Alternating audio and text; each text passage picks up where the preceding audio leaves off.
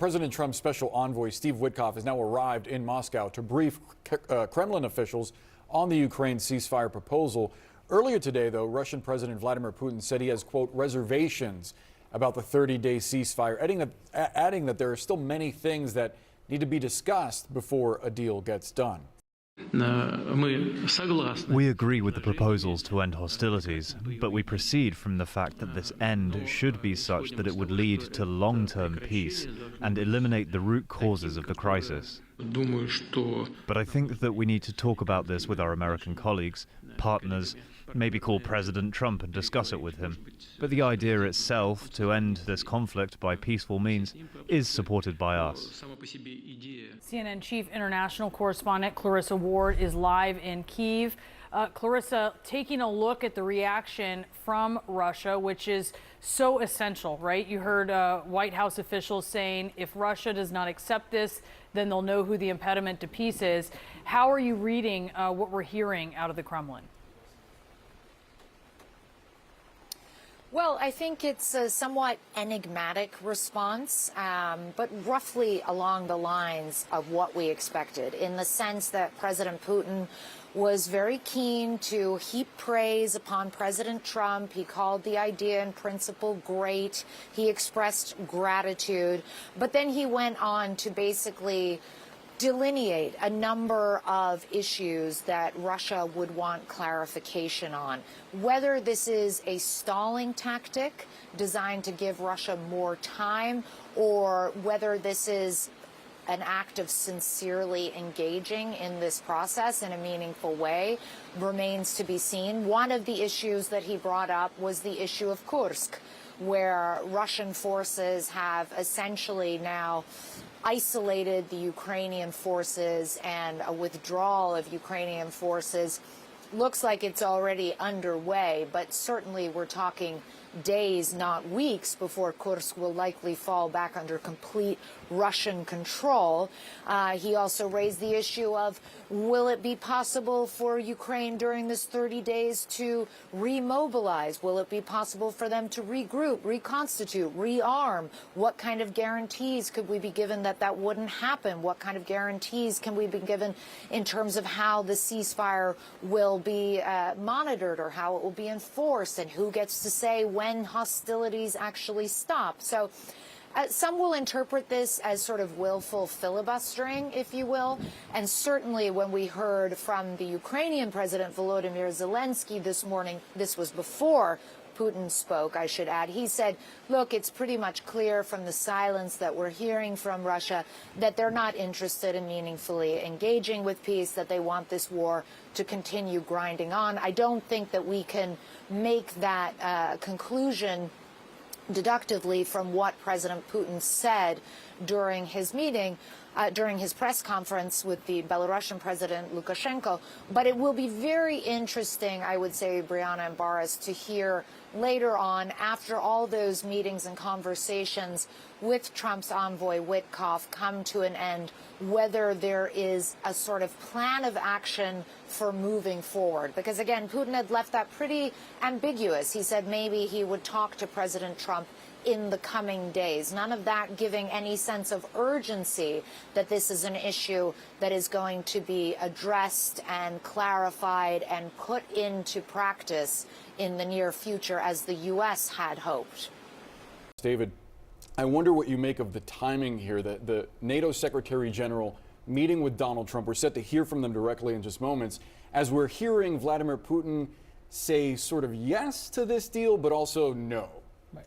So the timing of Secretary General Rutte showing up is a little bit coincidental. I don't think anybody knew when they scheduled that this would also be the day that you'd be sending Steve Witkoff into Moscow and so forth.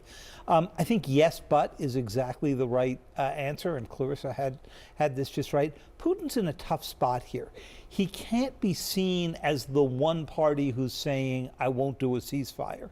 And yet, a ceasefire is not in his interest right now while they're taking back Russian territory that the Ukrainians had seized, and while he thinks he's on the march.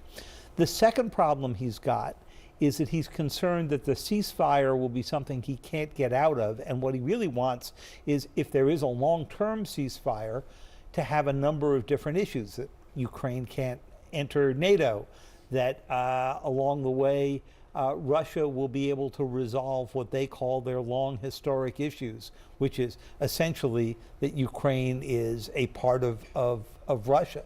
So he's a little afraid of being jammed, and I think you're seeing him wiggle his way through. Yeah, and I wonder what you think about what you're hearing of that, especially considering this idea, the Kursk piece of this, where he says it's not clear how the situation would develop in Kursk and elsewhere if a ceasefire was implemented. That development in Kursk of Russia taking back that territory is something that happened since the U.S. suspended, it's now been reinstated, but suspended military aid to the Ukrainians. So in a way, there's almost this cycle. The U.S. takes an action, we see Russia taking back Kursk, and now that seems to be dissuading them in at least one of these elements from wanting to get on board. Well, they haven't completely taken Kursk back, but they've almost got all the territory back. That's right. They're back. saying it's the vast majority of it, Yeah. right?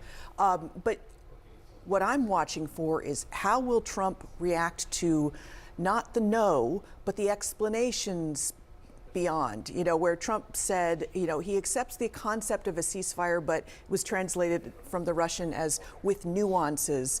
And then his spokesperson and others have filled in some of those nuances that they need to see a new administration in Ukraine. They need to see the world community recognize their annexation of 4 sections of eastern Ukraine that they don't completely even control right now.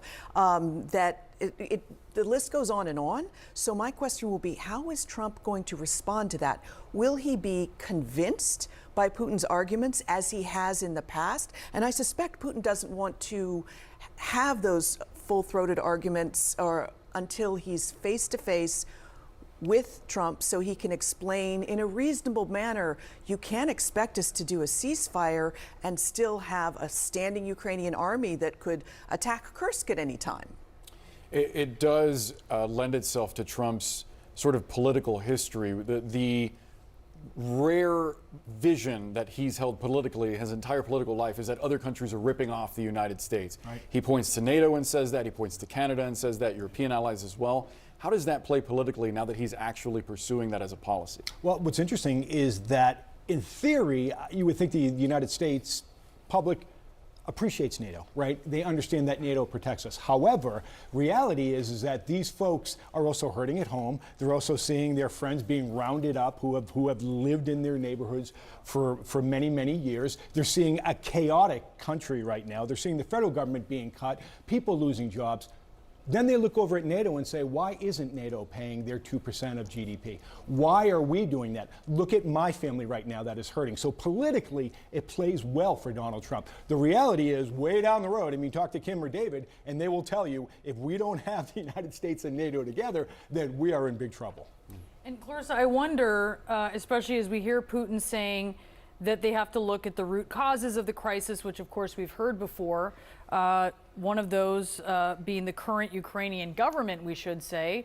That is something that he's looking at as the root cause of the crisis. He wants Zelenskyy to go. How will it be received in Ukraine if what we hear from Trump is oh, but look, Russia didn't say no? I think that it is no exaggeration to say that the Ukrainians have been through an emotional roller coaster over the past few weeks with everything that happened between Zelenskyy and Trump in the Oval Office. I think that there was a huge amount of relief and even triumph, honestly, coming out of those meetings in Jeddah, that it seemed like the relationship was back on track, that it seemed like Ukraine could take control of the narrative again and essentially say, listen, we are not the obstacle to peace here. We are ready for it. The onus is now on Russia. And I think there will be some serious disappointment and even some eye rolling if President Trump takes Putin completely at his word and doesn't apply some rigorous skepticism to what is going on here. And I think also, frankly, if we're being honest, the Ukrainians would like to see a wedge driven between this sort of kinship that we have seen between President Putin and President Trump. They would like to see President Trump get exasperated with President Putin and lose his patience even with President Putin. And it remains to be seen what the response will be. I mean, I just heard some tidbits from earlier where it said that President Trump had interpreted Putin's comments as being promising. So unlikely that we're necessarily going to see that wedge anytime soon. But the Ukrainians understand in principle that the most important thing here going forward through trials and tribulations is to keep that relationship on track. I spoke to one former minister. He said we need this relationship to be less about emotion and more about common sense.